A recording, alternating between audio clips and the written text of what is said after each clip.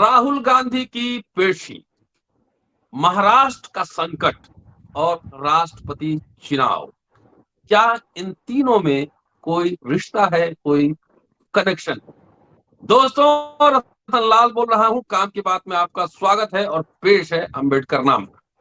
इस मुद्दे पर चर्चा करने के लिए हमारे साथ इलाहाबाद से वरिष्ठ पत्रकार संपादक जेपी सिंह साहब मौजूद, और इनसे इसी विषय पर चर्चा करेंगे विस्तार से।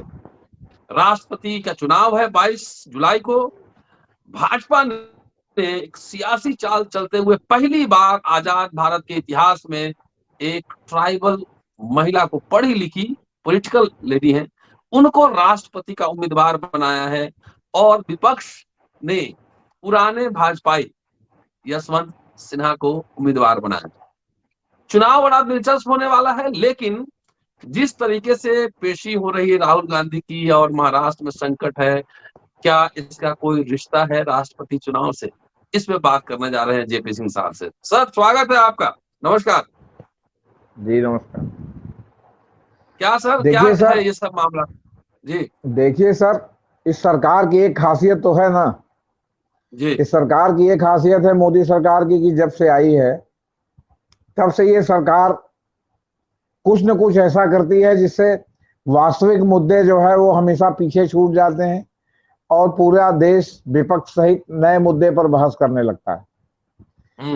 महंगाई, भूखमरी, आपका पिछड़ापन, गैर बराबरी, गरीबी की रेखा से नीचे, बेरोजगारी, मतलब ये तमाम मुद्दे हैं। लेकिन हमेशा ये कुछ न कुछ ऐसा छोड़ती है सरकार, ये सोसा, और उसमें अगर फंसती है कहीं तो उसमें उनके जो है सिपह सालार कहते रहे ये तो प्रधानमंत्री जी का जुमला था, ये जुमले में कहाँ आप लोग फंस गए। लेकिन कहने का मतलब उस जुमले के चक्कर में आप लोग असली मुद्दों पर कभी बहस नहीं करते, कभी वो सेंटर स्टेज पर नहीं आता। यहाँ तक कि चुनाव के समय में भी आप अपने लोगों को जागरूक नहीं कर पाते कि यार इसमें फंसो मत। अब जैसे अग्निवीर का ही मामला है तो 5 किलो राशन जो लेगा उसकी क्या औकात है, वो अग्निवीर से ज्यादा की नौकरी कहाँ डिजर्व करेगा।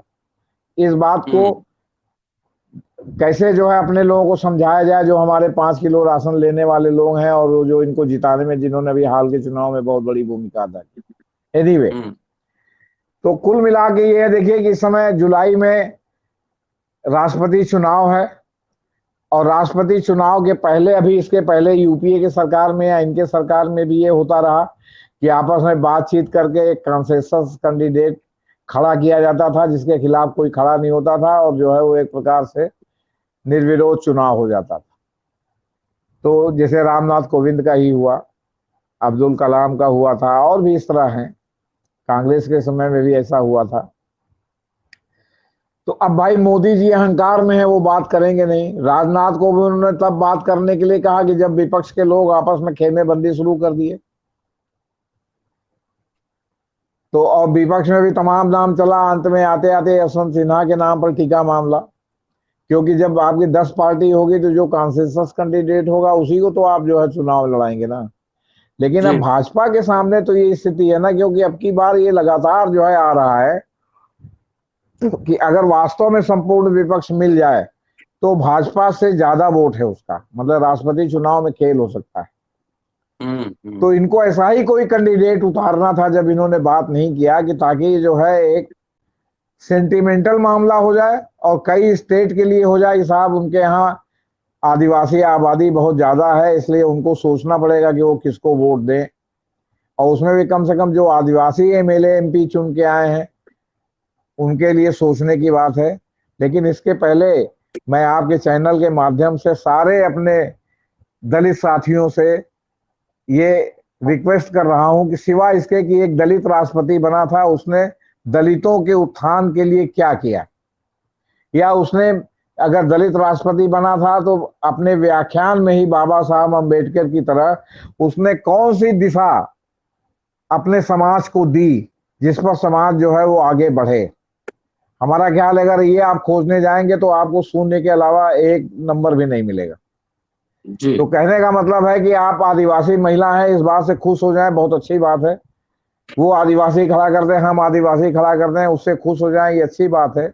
लेकिन असली बात यह है कि उनके अंदर दृढ़ता कितनी है। उनके अंदर ये दृढ़ता है कि वो अगर उनको लगे कि ये गलत जो है क्या कहते हैं पार्लियामेंट से पास होकर या गलत प्रस्ताव उनके पास आया है, आधी रात को कोई सरकार गिराई जा रही है, प्रस्ताव उनके पास आया है, तो कितनी डेमोक्रेटिक है, उस पर वो जो है क्या कहते हैं स्टैंड लेंगी, ये महत्वपूर्ण है। अगर जो है जवाहरलाल नेहरू जो हिंदू कोड बिल लाए थे उसमें राजेंद्र प्रसाद जी ने, उस समय के तत्कालीन राष्ट्रपति ने वीटो नहीं कर दिया होता, और ये है कि 3 बार जो है क्या कहते हैं पार्लियामेंट से पास होगा जो अगर राष्ट्रपति इनकार करता है, और तीसरी बात उसके लिए बाध्यकारी है। तो बाध्यकारी जब होता है तब ये होता है कि चाहे तो इस्तीफा दे दे चाहे दस्तखत करे। तो फिर नेहरू जी ने ही जो है पीछे हट गए, और उन्होंने फिर टुकड़े टुकड़े में हिंदू सक्सेशन एक्ट, तो हिंदू मैरिज एक्ट, तो हिंदू ये एक्ट करके जो है मतलब वो उसको तमाम एक्ट पास कराया। बहुत से एक्ट रह गए जो नहीं पास हुए, जो हिंदू कोड बिल में थे। तो सवाल इस बात का है कि हमें इस देश में जिस तरह संविधान और कानून के शासन की धज्जियां उड़ाई जा रही, मैं नहीं कह रहा हूं कि मैडम मुर्मू जी जो है वो क्या कहते हैं कोई रबर स्टैंप तो राष्ट्रपति होता ही है, यहाँ तक कि उसको सब जो है राष्ट्रपति होता है। पार्लियामेंट, हाँ पार्लियामेंट में भी जो सरकार लिख के देती है वही बोलना पड़ता है।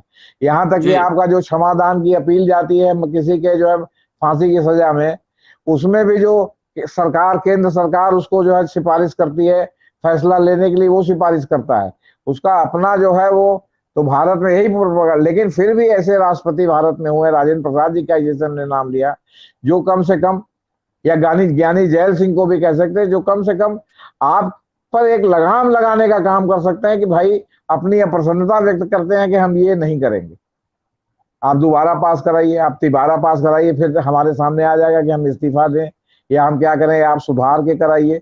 लेकिन ऐसे राष्ट्रपति की मतलब रात के 12 बजे उनको जगा करके दस्तखत कराया जाए और दस्तखत कर देते हैं, तो फिर भाई साहब मेरे हिसाब से चाहे वो दलित हो चाहे ब्राह्मण हो, चाहे वो ठाकुर हो, चाहे वो और अपनी कम्युनिटी किसी के हो, चाहे वो ईसाई हो, पारसी हो, सिख हो, अगर उनसे किसी भी गलत काम पर जो देश की जनता के हित में नहीं है, जिसमें संविधान और कानून का उल्लंघन हो रहा है, अगर रात में 12 बजे उठा करके किसी स्टेट को, सरकार को गिराया जा रहा है, चढ़ाया जा रहा है, दल बदल करा के जो है वो सरकार को जो है हारा हुआ जनादेश जीते हुए जनादेश में बदला जा रहा है, तो उसमें कम से कम इतना गट्स होना चाहिए कि ये गलत है कहने का।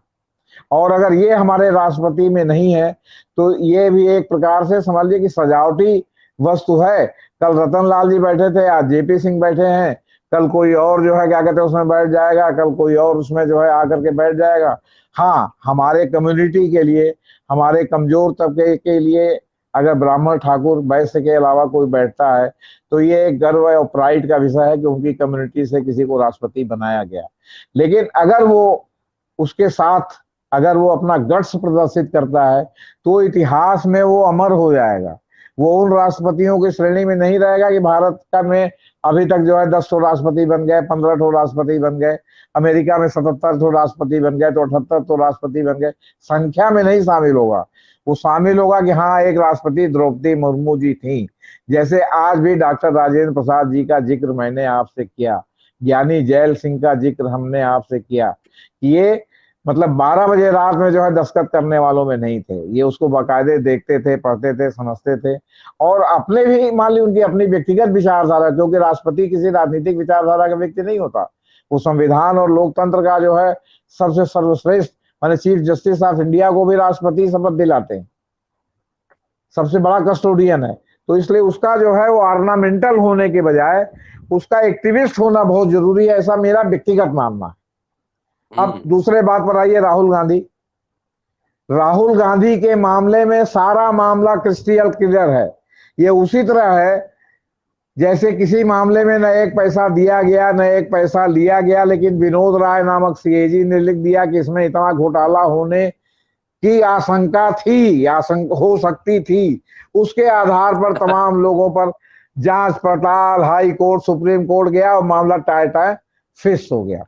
आखिर यूपीए का जो सीएजी का जो सब मामला था उसमें ये सरकार 8 साल ने बताया, सरकार इनकी, सीबीआई इनकी, आपके ईडी इनकी, एनआईए इनकी, आपका जो है एनसीबीआर भी इनकी, इनकी पूरी व्यवस्था तो फिर उनको अब तक जो है वो लॉजिकल कंक्लूजन पर क्यों नहीं पहुंचाया गया?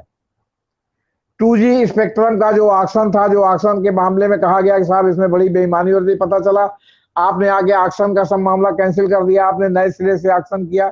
इसके बाद भी वो जो है CAG के आधार पर मुकदमा चलता रहा। बाद में पता चलता जब कुछ हुआ ही नहीं तो फिर हुआ कहाँ घोटाला? ये तो वो हो गया कि आपका पुलिस वाली धारा हो गई कि 4 लोगों को पकड़ा और कहा ये जो है फलाने पेड़ के नीचे ये जो है वो जुए, वो क्या कहते हैं, डकैती की योजना बना रहे थे, और हमने जो है जाकर के इनको चाप लिया और 3 लोग पकड़े गए, 2 लोग भाग गए।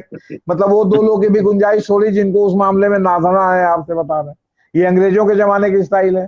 आप खुद देखते होंगे कि आपको पकड़ा आपके घर से, रात में उठा ले गए और 2 दिन बाद दिखाया कि आप प्रयागराज के यमुना पुल पर आप 3 लोगों के साथ कभी घात लगा के हमला करने की कोशिश कर रहे थे। पुलिस ने जो है देखा घात, आपको जो है वो व्यू बना करके आपको अरेस्ट करने की कोशिश की, तो आपने हवा में गोली चलाई या पुलिस पर गोली चला दी, एक मुकदमा और कायम कर दिया आपने। लगी नहीं किसी को गोली, हवा में गोली चली, आपने कहा साहब गोली चला दी, लगी नहीं किसी को, मतलब हाँ उंगली में भी नहीं लगी। तो इस तरह जो है इतने लूप होल अंग्रेजों ने छोड़े हैं जो इस सरकार चला रही है। आप बता रहे काले अंग्रेजों की सरकार चला रही। तो कहने का तात्पर्य यह है कि इस तरह के मुकदमे, अब जो मामला आपने 5-7 साल 8 साल पहले सुब्रमण्यम स्वामी वाला लगभग बंद बस्ते में डाल दिया था, उसको इस समय जागृत करने की क्या जरूरत है? तो जागृत भी आपने कैसे किया? इसमें एक आरोप ये भी है कि आपका जो है हसदेव अरण्य, जिसमें जो है कोयले की खदान मिली है अडानी को, और उस काम को जो है सिंहदेव साहब खड़े हो गए, वहां के वित्त मंत्री, वो क्या कहते हैं स्वास्थ्य मंत्री, और उसकी वजह से जो है बघेल ने रोक दिया, वो काम रुक गया। तो जो है क्या कहते हैं राहुल गांधी से जो है पूछताछ होने लगी। अडानी पर इतने मतलब आप वो हैं। दूसरी बात यह है कि आप क्या कहते हैं, राष्ट्रपति का चुनाव है, आप देख रहे हैं कि अगली बार विपक्ष कुछ ज्यादा सक्रिय है। सोनिया गांधी की भी अध्यक्षता में मीटिंग होने वाली थी, मीटिंग हुई तो ममता बनर्जी की अलग हुई, तो पवार की अलग हुई। तो आपने जो है सोचा कि भाई जो है अच्छा, और फिर वास्तव में अगर सारे विपक्षी दल एक हो जाए, तो अब आपने उसके लिए बनाया कि कैसे किया जाए। तो आपने एक जो है आदिवासी महिला को खड़ा किया। मुझे आदिवासी महिला से कोई जो है एतराज नहीं है, अगर वो होंगी राष्ट्रपति तो बड़ी खुशी की बात है। लेकिन इसमें राजनीति कहाँ है? राजनीति में है कि बीजू पटनायक, छोटा नागपुर के एक बहुत बड़े इलाका है उड़ीसा में, वहाँ काफी आदिवासी वोट मायने रखता है। आपका ये झारखंड है जहाँ काफी आदिवासी वोट मायने रखता है। आपका जो है वो छत्तीसगढ़ है जहाँ काफी आदिवासी वोट मायने रखता है। आपका जो है कुछ इलाका महाराष्ट्र का भी है, कुछ मध्य प्रदेश का भी है जो क्या कहते हैं आदिवासी इलाका, कुछ आंध्र प्रदेश का भी आदिवासी इलाका है, तेलंगाना का भी आदिवासी इलाका है, वो सब मायने रखता है। तो उस सब जो मायने रखता है, तो वहाँ के जो एक प्राइड आपने जगा दिया कि एक आदिवासी कहेगा साहब एक आदिवासी राष्ट्रपति पद पर जा रहा, जा तो सभी चोर रहे हैं, तो एक और चोर चला जाएगा तो क्या होगा? लेकिन हमारी कम्युनिटी का तो है। लोग कहते हैं कौन जाके काम करता है, तो एक हमारी कम्युनिटी का ही प्रधानमंत्री बन जाएगा तो क्या होगा? कौन सा जो अब तक के प्रधानमंत्रियों ने जो है वो लाल तोड़ के जो है टपका दिए। तो ये बात आ जाती है। तो अब जैसे भाई दलित प्रधानमंत्री थे ना, इसके पहले नारायणन साहब थे, ये दलित प्रधानमंत्री थे ना, दलितों के उत्थान के लिए क्या किया इन्होंने? तो वही वाली बात है। अरे सॉरी, राष्ट्रपति थे, हाँ। और अब वो फ्लो में जरा गड़बड़ा जाता है, क्योंकि हम लोग कोई भाषण देने की कला तो जानते नहीं है। एनीवे, तो कहने का मतलब है कि लेकिन फिर भी दलित राष्ट्रपति होती हैं, ये क्या कहते हैं दलित राष्ट्रपति थे, आदिवासी राष्ट्रपति होती हैं, तो ये भी बहुत अच्छी बात है कि देश में पहली बार आदिवासी राष्ट्रपति बनेंगी। तो कहने का मतलब है कि ये सब है। तो इसमें एक दलित कार्ड, इन्होंने आदिवासी कार्ड खेल दिया। दूसरा, इन्होंने देखा कि कहाँ डिस्टेबलाइज हो सकता है। अगर महाराष्ट्र में 30 MLA डिफेक्ट हो, 2-4 MP उनके साथ डिफेक्ट करें, अगर डिफेक्ट ना भी हो, ये सब नौटंकी महीने 2 महीने चलती रहे, तो भी वोट पर असर पड़ेगा कि नहीं पड़ेगा? राष्ट्रपति चुनाव आपका जो है 22 तारीख आपने बताया जुलाई में होने वाला है, उस पर असर पड़ेगा कि नहीं पड़ेगा? ये मान लीजिए विवाद चलता रहे, तो वो जो है दल बदल का तो उनके ऊपर तलवार लटकी रही है, तो राष्ट्रपति चुनाव में उनको वोट देंगे तो आप क्या कर लेंगे? अधिक से अधिक दल बदल चलाएंगे। उसमें होगा कि 55 MP इनके MLA हैं, अगर 37 हो जाएंगे तो दल बदल लागू नहीं होगा। तो अब 37 वाला मामला गणित ये है कि अभी तक जो इन्होंने 34 की लिस्ट दी है, उस 34 में 7 जो है वो दूसरे दलों के MLA हैं, निर्दलीय है। 27 MLA इनके हैं, इनके MLA 37 होने चाहिए। आज पता चला कि 3 MLA और चले गए, तो 27 3 30 हो गए, तो भी 37 नहीं हुए। दल बदल का तो इनके ऊपर तलवार लटक रही है। और दल बदल का मामला सबसे पहले वहां के आपके गवर्नर साहब के पास नहीं जाएगा, सबसे पहले वहां जाएगा क्या कहते हैं स्पीकर के पास, जो स्पीकर विपक्ष का है, मतलब इन्हीं का है, जी। मतलब जो सरकार है महा विकास आघाड़ी की सरकार का है। हम्म। तो ये भी मामला सब इसी तरह लटका हुआ है। दूसरी बात यह है कि अगर दल बदल में जाएगा तो आपको बताएं कि अभी जो कर्नाटक वाला मामला था उसमें जो है अभी जो चीफ जस्टिस ने, उसमें चीफ जस्टिस नहीं थे, सीनियर मोस्ट जस्टिस रमन्ना साहब, रमन्ना साहब ने भले कोर्ट में कहा था और जजमेंट में भी है कर्नाटक वाले मामले में जो हार्स ट्रेडिंग हुई थी जिसमें सरकार गिर गई और फिर जो है बीजेपी की सरकार बन गई, येदियुरप्पा साहब बन गए, कि साहब ये जो है बहुत ही दुखद है कि एक जीता हुआ जो जनादेश है उसको बैक डोर से जो है क्या कहते हैं धन बल, आपके छल बल, इससे जो है वो क्या कहते हैं दल बदल करा के जो है इसको आपके उसमें पराजय में बदल दिया जा रहा है और हारी हुई पार्टी जो है सरकार बना ले रही है। 10वीं अनुसूची में सुधार की जरूरत है। उन्होंने पार्लियामेंट से अनुरोध किया था कि वो इसमें अपेक्षित सुधार करे ताकि ये न लगे लोगों को कि उनका जनादेश हर लिया गया या लूट लिया गया। इसके अलावा आपके मध्य प्रदेश वाला भी मामला आया था जिसमें आपकी कमलनाथ की सरकार गिर गई थी सिंधिया साहब के दल बदल करने से। उस मामले में भी जो है वो क्या कहते हैं सुप्रीम कोर्ट ने 2020 में भी कहा था, ये सब 2019-20 का मामला है, उसमें 2020 में सुप्रीम कोर्ट ने कहा था कि हार्स ट्रेडिंग बहुत ही गलत, मतलब क्या कहते हैं ये परंपरा है और सुप्रीम कोर्ट इसको हतोत्साहित करता है। लेकिन अब सवाल इस बात का है कि जब हार्स ट्रेडिंग के नए नए रास्ते ढूंढ लिए जाते हैं, अब जब 1985 में 10वीं अनुसूची में ये जोड़ा गया दल बदल कानून, तब जो है हुआ कि 1/3 लोग डिफेक्ट करेंगे तो डिफेक्शन नहीं माना जाएगा, तो 1/3 लोग डिफेक्ट करने लगे। उसके बाद फिर इसमें संशोधन करके कहा गया कि 2/3 लोग जब डिफेक्ट करेंगे तो डिफेक्शन नहीं माना जाएगा।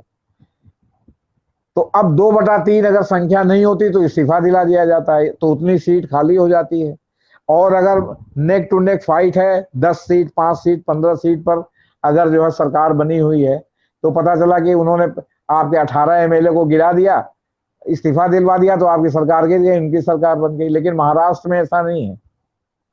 महाराष्ट्र में अगर 37 लोग डिफेक्ट करेंगे शिवसेना से और वो दल बदल माना जाएगा तो 37 और 113 है भाजपा के पास, तो 140 हो जाएंगे, 2-4 और निर्दलीय मिल जाएगी, इनकी सरकार बन जाएगी।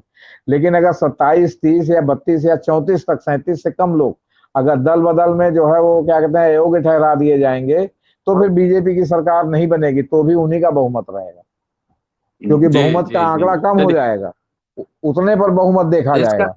तो जी इसका राष्ट्रपति चुनाव के समय इस तरह का ये चल रहा है अटेंशन डाइवर्ट करने के लिए, और इसका असर पड़ेगा, मतलब ये आप कह रहे हैं? नहीं, हाँ, राष्ट्रपति चुनाव के वोटिंग पर असर पड़ेगा।